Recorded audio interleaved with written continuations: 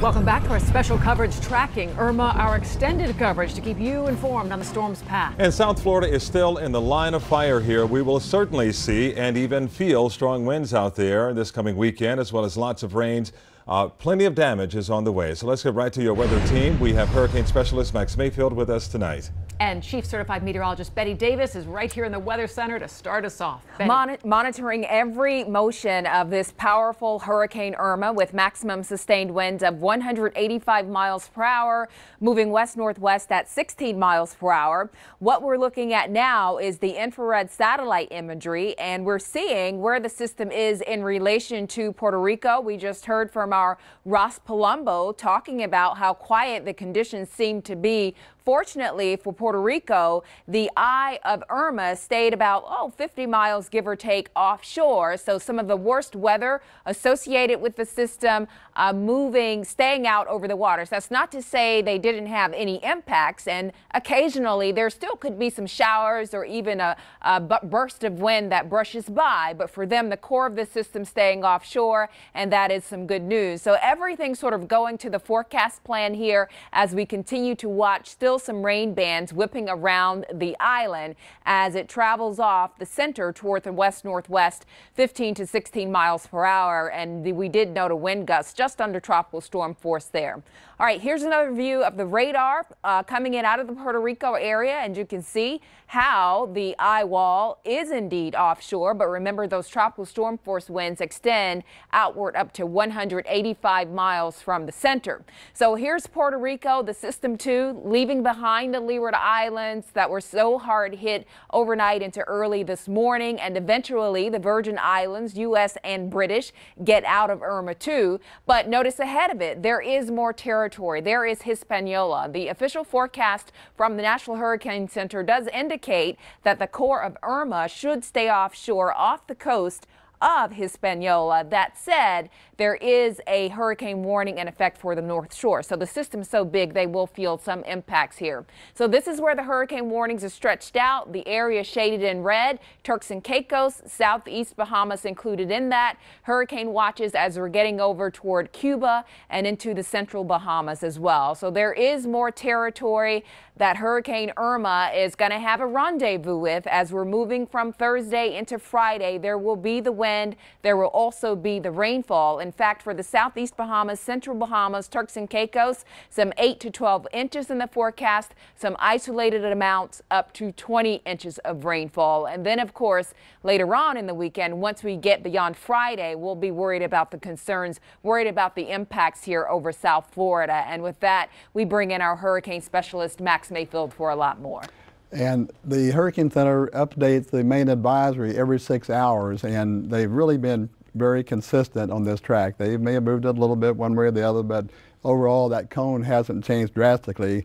One thing I want you to look at on that cone, you know, by Saturday afternoon it gets somewhere near the north central coast of Cuba, the middle of the cone gets there, and then the whole cone turns up to the north.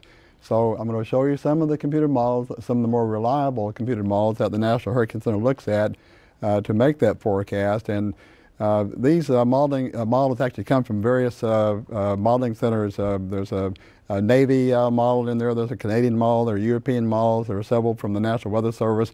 And if you look at those, they're all pretty clustered very near the southeast Florida coast, with one exception. That's that yellow one, the United Kingdom Meteorological Service model. That keeps it well down to the south. But even that one joins all the others in turning it northward eventually. So they all have the idea on that northward turn. It's just a real matter of the timing and exactly where that occurs. They also run these ensembles. This is the United States Global Model. They run 21 different versions of that model. And this is helpful to see how much spread there is in these different initializations. This is by Sunday, early Sunday morning. You can see they're all kind of hinting at a northward turn there, but they vary from the northwestern Bahamas to near the Florida Peninsula to over western Cuba. After that, every one of those turns up to the north. But some of them are off the east coast, some are over the peninsula, some are just off the Florida west coast. So the way the Hurricane Center likes to handle this is probabilistically, and we're going to look at these. This is the probability of tropical storm force winds. And these numbers for this far out are really high. In fact, here in Miami, 88% of at a pretty good swath of 80 to 90% winds there, and those will increase as it gets closer. Those are big numbers. And I also want to look at the arrival, the most likely arrival time of tropical storm force winds. And it looks like on this new graphic here, it's about it's Saturday evening for the arrival of tropical storm force winds. You want to have all your preparations made before that happens. And one more if I can here, this is important. This is the probability of hurricane force winds going out 5 days. And if you look at this, these are really big numbers considering it's that far out. That dark yellow there is over 40%. So from the mid to upper Keys through Miami, Fort Lauderdale, near Palm Beach, they're all about the same. They're all 40% or higher. And you may very well say, well, gee, only 42% for Miami, for example. Well, the way I like to explain that is if there's a 40% chance of rain, I may not even take an umbrella. But if I have a 40% chance of getting hit by the core of a very powerful major hurricane, I'm going to take some action. And Max, because of that, would you expect to see a hurricane watch later tonight for the Keys? Well, they could do more than just the Keys. They could do the southeast coast as well, and that could be later tonight.